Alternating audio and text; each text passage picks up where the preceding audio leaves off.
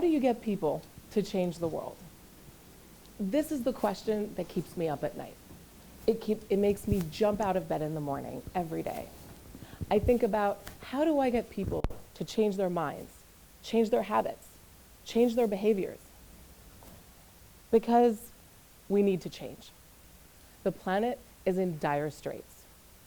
From global warming to soil depletion, from the rising cancer to air pollution, from mass extinction to the fast fashion problem, from plastic in the oceans, the list is endless.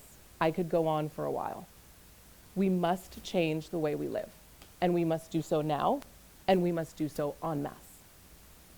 So how do I get people to change the world? Here's my hypothesis. I've got to make it personal.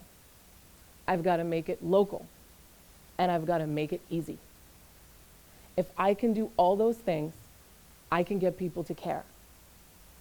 But first, I need to help people find their door.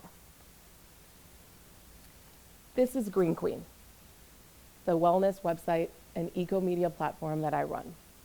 I founded it about 8 years ago now. Green Queen covers everything from sustainability to zero-waste living, health and wellness, yoga, living plastic-free, how to eat more plant-based, basically anything and everything to get you to live a more eco and a healthier life. As the editor-in-chief of Green Queen, I'm responsible for everything we publish, from articles to videos to social media posts to newsletters to podcasts, everything under the Green Queen brand. And you see, I don't think of Green Queen as just a regular media company. I think of it as what I like to call impact media. And at the heart of impact media is the belief that people want to do good.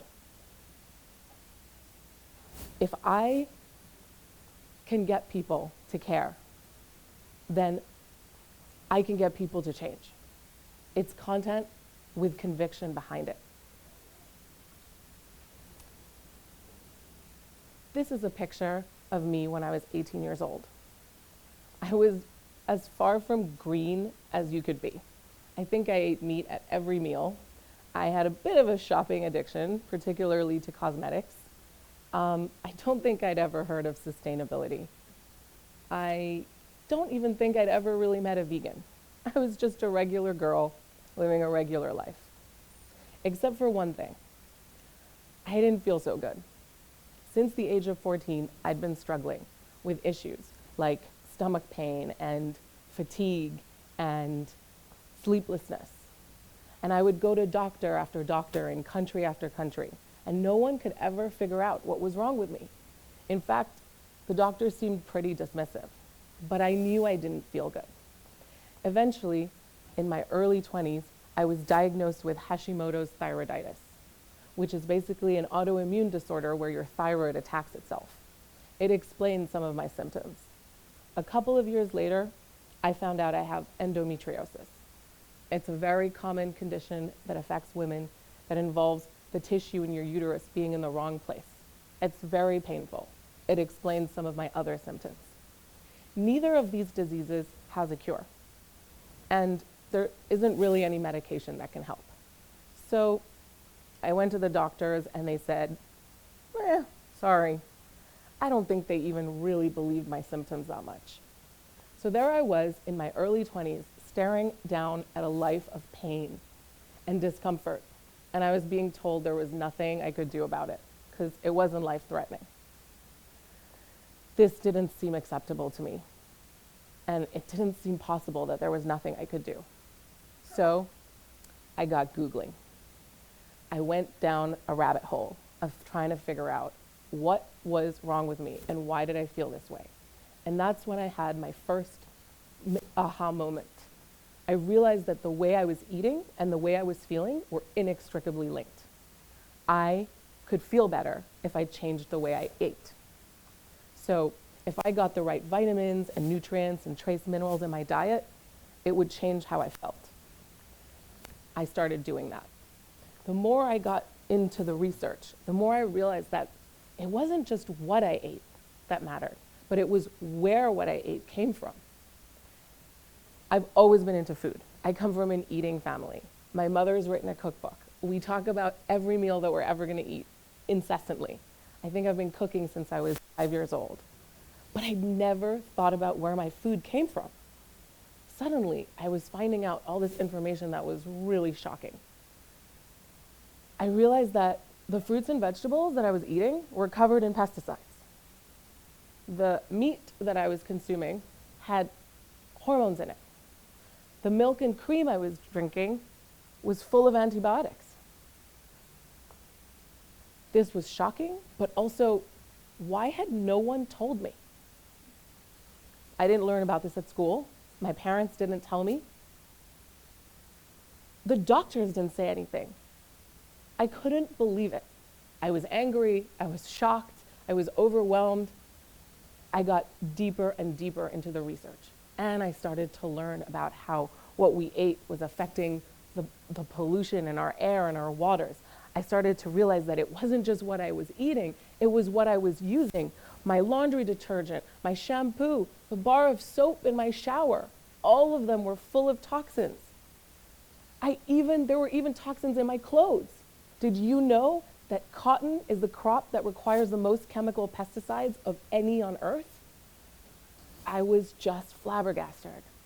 And then I kept learning more. For example, what I was consuming was going into the water in my shower or into my building when I was doing my laundry, which was ending up in rivers and our oceans, which was damaging sea life. It was going into our atmosphere through air.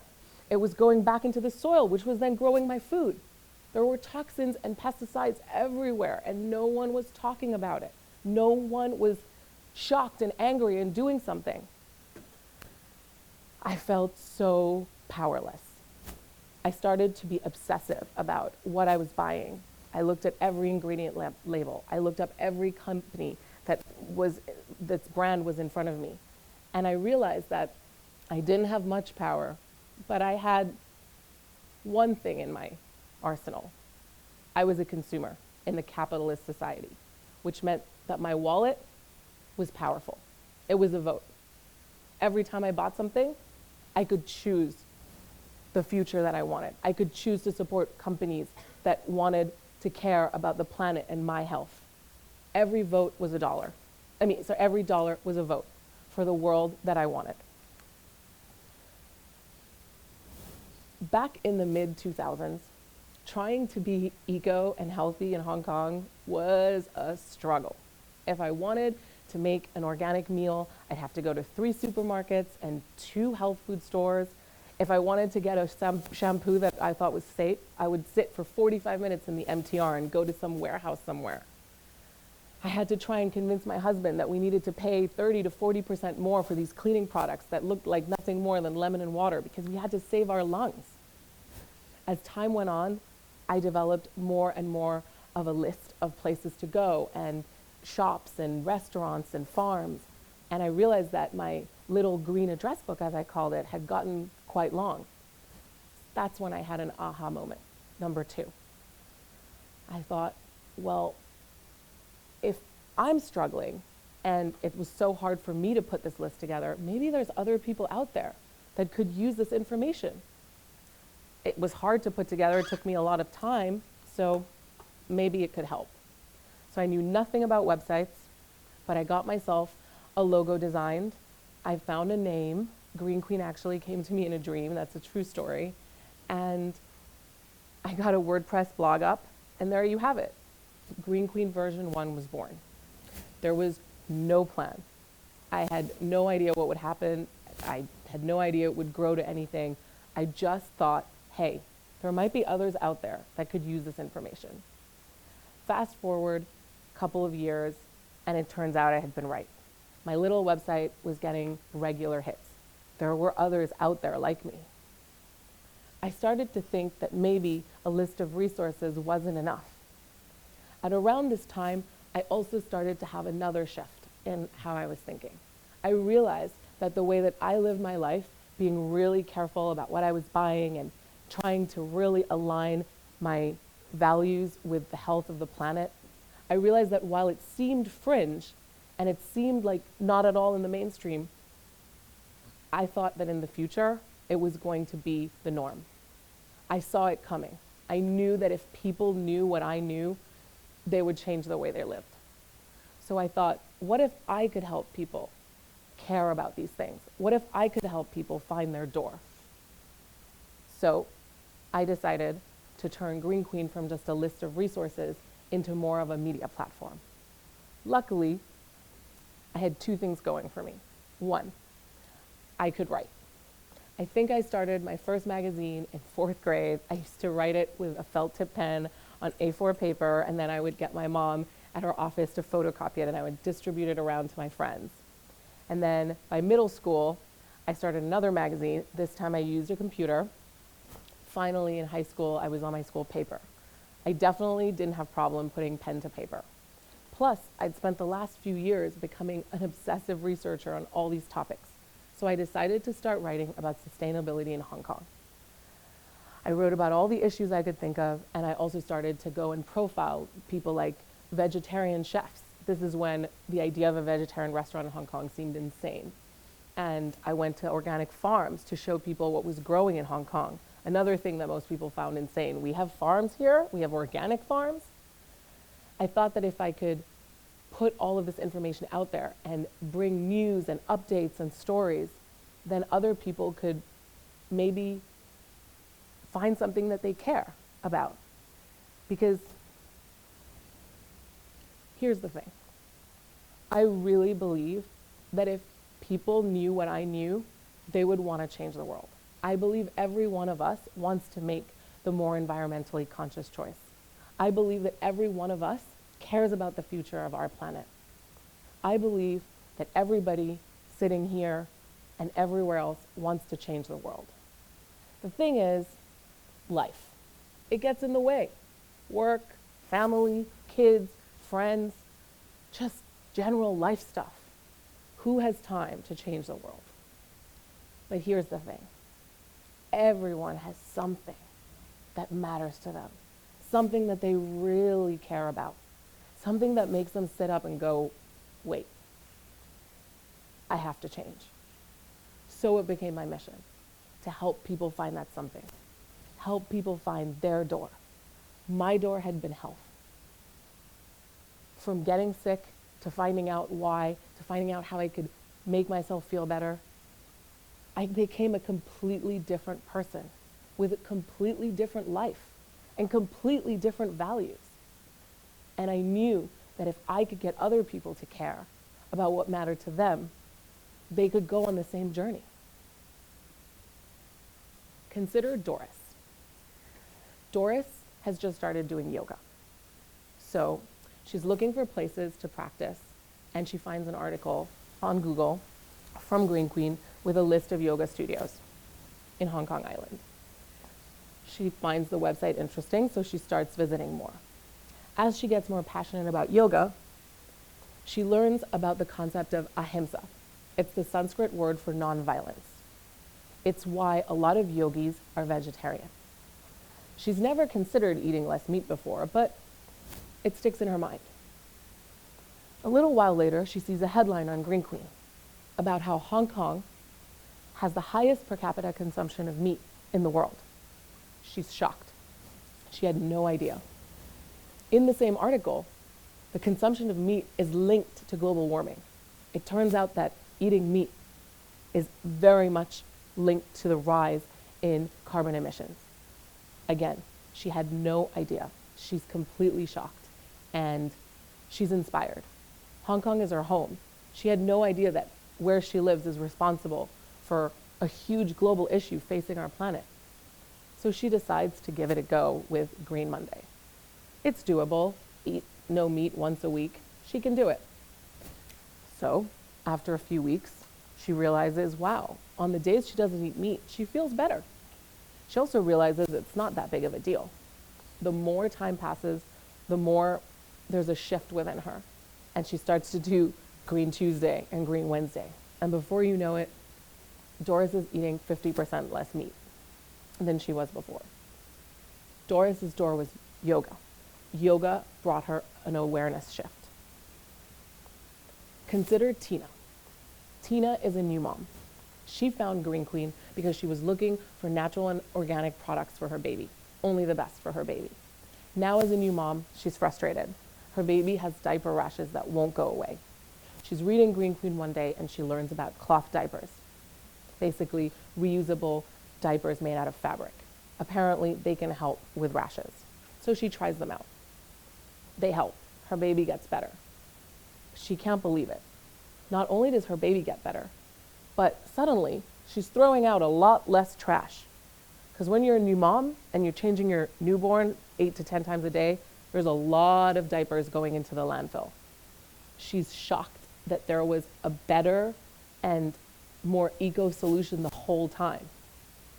This leads her to consider everywhere else in her life where she could maybe generate less waste. She starts to use cloth bags, shop at bulk food stores with her own containers, say no to plastic straws, bring her own cup.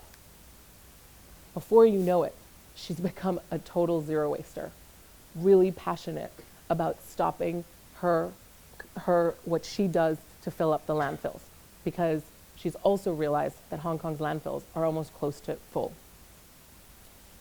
Tina's door was her baby. Having a baby and becoming a mom led her down a path of greater consciousness, where she realized the link between her and the planet. So how do you get people to change the world? You have to make it personal.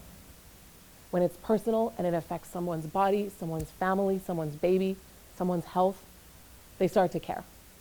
We're all the same. We want the best for our own health and of those around us. Make it local. If it doesn't affect something you can see in your community, it's not going to resonate with you. Green Queen is for Hong Kong, about Hong Kong. And that's why it inspires people, because there's a connection. It's our community that we need to save. Our landfills are full. Our air is dirty. Make it easy. You've got to empower people. You can't make people feel helpless. So you've got to offer easy, accessible solutions that can have an impact. Because when people feel like they're making a difference, they feel empowered. They feel like they can be part of the solution. It doesn't matter if it's a small step, because that small step can lead to a complete shift in consciousness, like with Doris, like with Tina, like with me. Once you find your door, you change. You go on a journey. So, 7 or 8 years later, I can say that the Green Queen experiment is a success. Every day, we inspire and empower thousands of people to find their door so they can change their world. My door was health. Tina's door was yoga. Doris's door was her baby. What's your door? Thank you.